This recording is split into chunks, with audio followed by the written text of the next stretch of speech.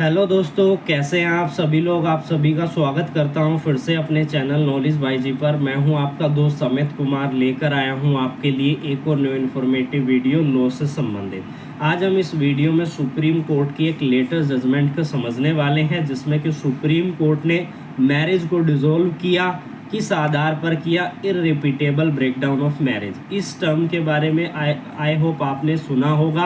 अगर नहीं सुना है तो आज इस वीडियो में मैं आपको बताने वाला हूं। इस जजमेंट में इसी आधार पर जो है डिवोर्स निर्धारित किया गया था। साथ ही अप्लीकेंट की अपील को ग्रांट किया गया और वाइफ को परमानेंट एलिमनी के आधार पर 50 लाख रुपए जो है निर्धारित किए गए थे इस केस के अंदर। तो अगर आपके केस के फैक्ट भी सिमिलर हैं तो आप इस जजमेंट का रेफरेंस लगा सकते हैं। आप लॉ इंटर्न हैं या फिर जूनियर एडवोकेट हैं, आपने एलएलबी करनी स्टार्ट की है या आप करने के लिए चाह रहे हैं, तो आपके लिए ये जजमेंट से रिलेटेड वीडियोस बहुत ही इंफॉर्मेटिव है, क्योंकि जजमेंट का रेफरेंस हमें केसेस के अंदर लगाना होता है और जब हम उस जजमेंट को पढ़ते हैं तो हमें कन्फ्यूज़न आती है। अगर आपके पास पहले एक स्टोरी होगी, जो जजमेंट्स जिसके अंदर के जो कंटेंट है उसके बारे में एक स्टोरी के फॉर्म में अगर आपको पता होंगे तो आप उन चीज़ों को जो है याद रखेंगे और उसके बाद आप तुरंत, मैं लिंक दे देता हूँ हर वीडियो में, आप वहाँ से डाउनलोड कर लीजिए और उसको एक बार रीड भी कर लेंगे तो आपके लिए पर्याप्त है, आप उस जजमेंट को आसानी से समझ जाएंगे। तो स्टार्ट करते हैं आज की जजमेंट को। इस केस के अंदर अप्लीकेंट हस्बैंड है और जो रिस्पोंडेंट है वो वाइफ है। अपील फाइल की गई हस्बैंड के द्वारा सुप्रीम कोर्ट के अंदर। जब भी कोई केस चलता है तो वो निचली अदालत में सबसे पहले उसका ट्रायल होता है, फिर वो अपील फाइल करता है हायर कोर्ट के अंदर। तो इसमें भी हस्बैंड के द्वारा जो है डिवोर्स पिटीशन फाइल की गई फैमिली कोर्ट के अंदर। किस आधार पर फाइल की गई? क्रूएलिटी के आधार पर, कि वाइफ ने जो है मेरे साथ क्रूएलिटी की है, इस आधार पर मुझे है जो है डिवोर्स चाहिए। अब लॉ के पॉइंट की बात करें तो section number 13 Hindu marriage act 1955 का हमें कुछ ग्राउंड्स के बारे में बताता है, जिसमें सबसेक्शन 1 को जब हम पढ़ेंगे तो वहाँ पर वाइफ और हस्बैंड दोनों के पास यह अधिकार है कि वो उन सभी ग्राउंड पर डिवोर्स पिटीशन कोर्ट में फाइल कर सकते हैं। जब बात करें सबसेक्शन 2 की तो वहाँ पर केवल वाइफ के पास अधिकार है कि इन सभी आधार पर वाइफ जो है कोर्ट में पिटीशन फाइल कर सकती है। तो अप्लीकेंट ने यहाँ पर डिवोर्स पिटीशन फाइल की क्रूएलिटी के आधार पर वाइफ के अगेंस्ट, लेकिन उसकी पिटीशन को ट्रायल कोर्ट ने यानी फैमिली कोर्ट ने उसे डिसमिस कर दिया। उसके बाद उसने अपील फाइल की हाई कोर्ट के अंदर और हाई कोर्ट ने भी उसकी पिटीशन को जो है डिसमिस कर दिया। फिर उसने फाइल की अपील सुप्रीम कोर्ट के अंदर, जो हमारा आज का केस है। अब हम समझ लेते हैं इस केस के फैक्ट क्या है, कब उनकी शादी हुई, क्या कोई बच्चों का उन वेडलॉक से कोई बच्चों का जन्म हुआ है या नहीं हुआ। तो जो हस्बैंड एंड वाइफ है, इन दोनों की शादी, अप्लीकेंट और रिस्पोंडेंट की शादी हिंदू रीति रिवाजों के अनुसार 1991 में हुई थी और उसके बाद इनकी शादी से 2 बच्चों का जन्म हुआ। एक का जन्म हुआ 1983 में और एक का जन्म हुआ 1986 में। ये दोनों पति पत्नी जो है 14 साल से एक साथ रह रहे थे और उसके बाद कुछ ऐसा कड़वाहट आई इनके परिवार में, तो जिसके कारण जो है ये एक दूसरे के साथ नहीं रहना चाहते थे और उसके बाद यहाँ पर पिटीशन जो है फैमिली कोर्ट के अंदर फाइल कर दी गई। अब ये कड़वाहट बढ़ती गई और इन दोनों के बीच में जो है सेटलमेंट की संभावना ही नहीं थी, क्योंकि जब भी आप बेसिकली भी हम समझे, जब भी कोई मैटर कोर्ट के अंदर जाता है तो यहाँ पर कन्फ्लिक्ट बढ़ते हैं, कम नहीं होते हैं, क्योंकि यहाँ पर एक दूसरे के फेवर की बात वहाँ पर नहीं की जाती है, वो एक दूसरे के अगेंस्ट में बात करते हैं।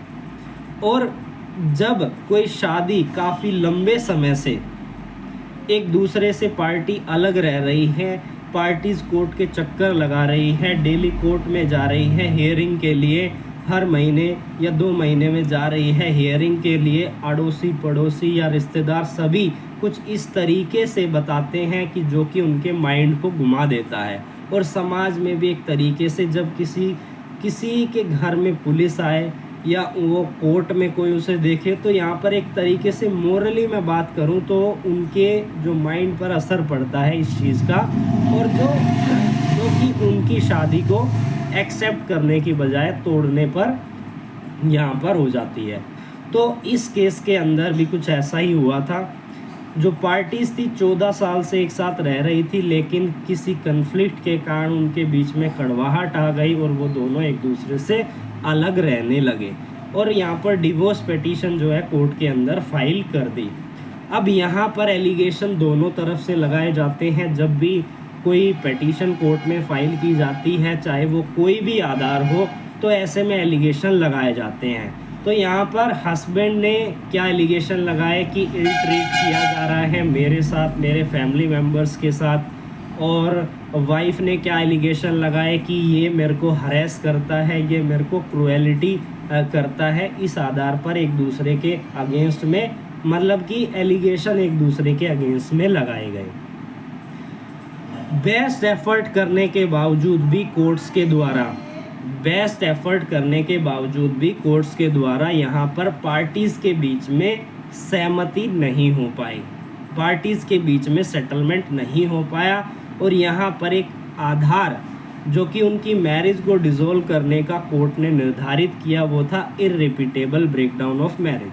यानी कि कोर्ट ने यह कहा कि अगर हम इन दोनों को एक साथ मिलाने की कोशिश करते हैं तो यह इनजस्टिस होगा दोनों पार्टीज़ के लिए और उनके बच्चों के लिए।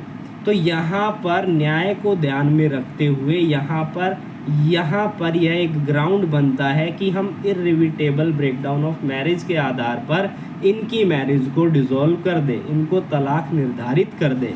क्योंकि इस जजमेंट को जब आप डाउनलोड करेंगे तो इसमें केस का रेफरेंस दिया गया है शिल्पा शैलेश वर्सेस वरुण श्रीवास्तव का, जिसमें कि कोर्ट ने आर्टिकल 142 सबसेक्शन 1 का इस्तेमाल करते हुए इररिपीटेबल ब्रेकडाउन के आधार पर डिवोर्स डिसॉल्व किया था। और यहाँ पर ये पावर कोर्ट को हमारे संविधान के अंदर दी गई है कि सेक्शन जब आप 142 को पढ़ेंगे तो वहाँ पर कोर्ट के पास डिस्क्रिएशन पावर है।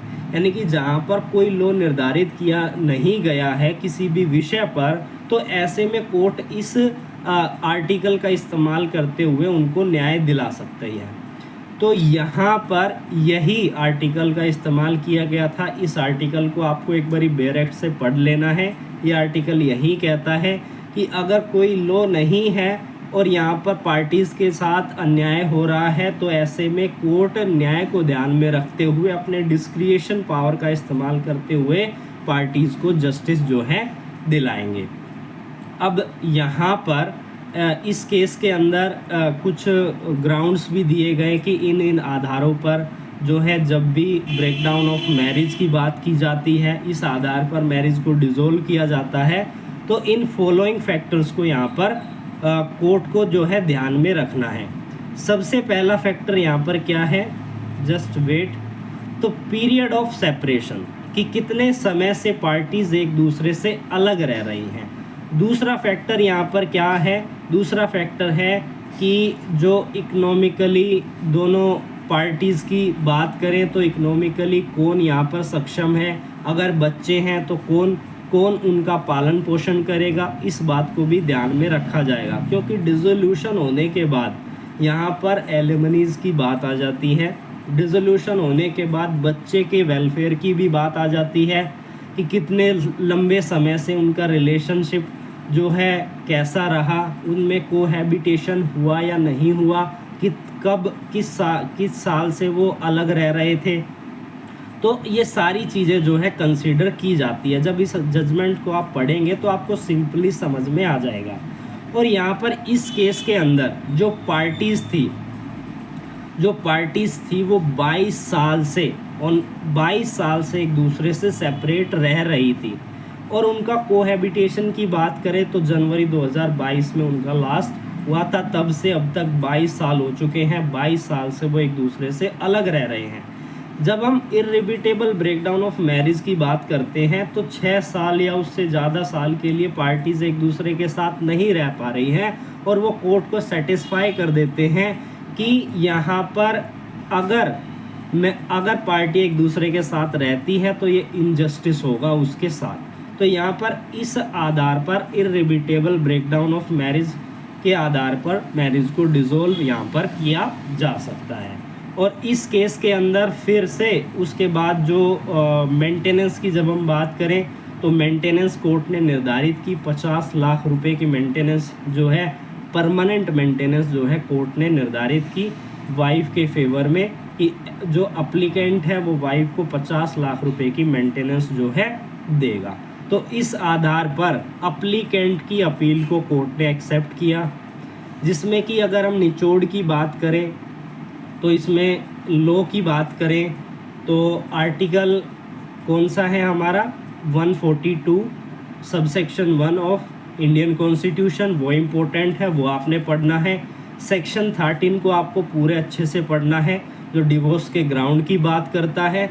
और ये इररिबिटेबल ब्रेकडाउन ऑफ मैरिज का जो आधार है डिसॉल्व करने का मैरिज को, ये केसेस टू केसेस हमें पता चला जब हमारे सामने समस्याएं आई, हमारे सामने केसेस आए। हमारे पास कोई ग्राउंड तो था नहीं, है कहीं पर मेंशन तो नहीं किया गया है हिंदू मैरिज एक्ट के अंदर, लेकिन केसेस टू केसेस ये इस तरीके से मैरिज जो है सामने आई जिसमें पार्टीज काफ़ी लंबे समय से एक दूसरे से अलग रह रही थी।